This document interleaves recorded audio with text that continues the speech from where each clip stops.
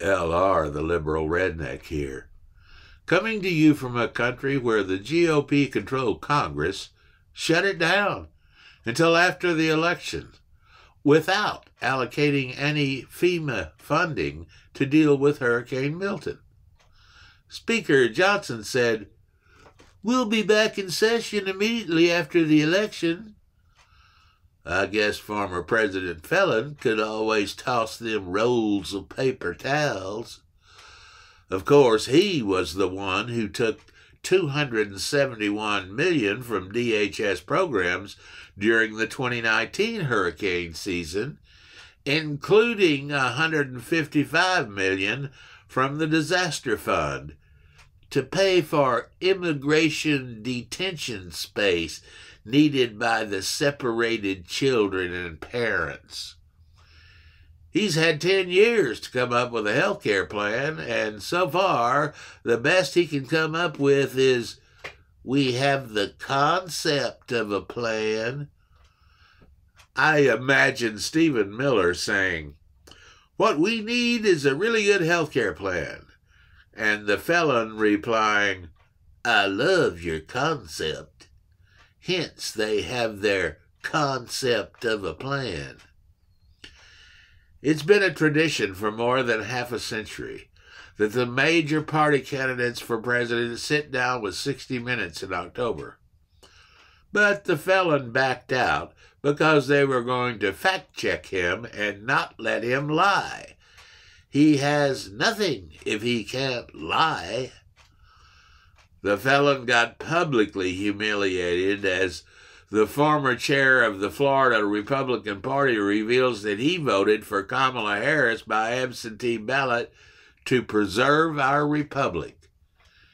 Even Republicans see how awful he is.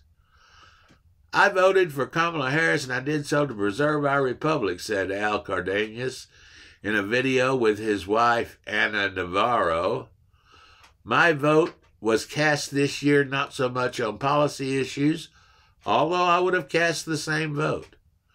But I have to admit the main reason was because I did not want Donald Trump sitting in the White House running our country." An article from the New York Times titled, "Trump's Speeches, Increasingly Angry and Rambling, Reignite the Question of Age," had the following comment.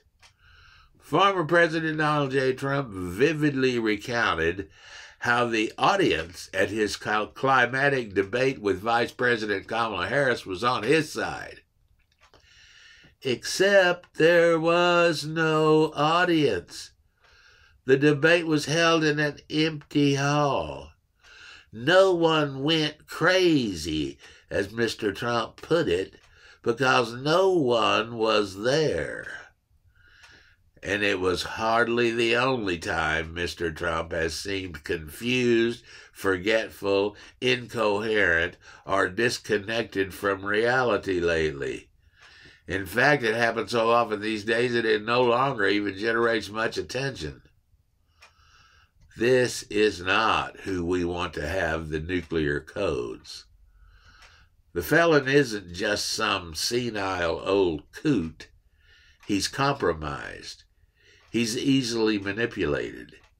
He's unacquainted with morality. He's incapable of empathy. He's idea-less. He's vengeful. He's incompetent. He's bought off. He's unable to formulate a coherent sentence. He's dangerous. Thanks for listening, and vote to keep this maniac out of the White House on November 5th.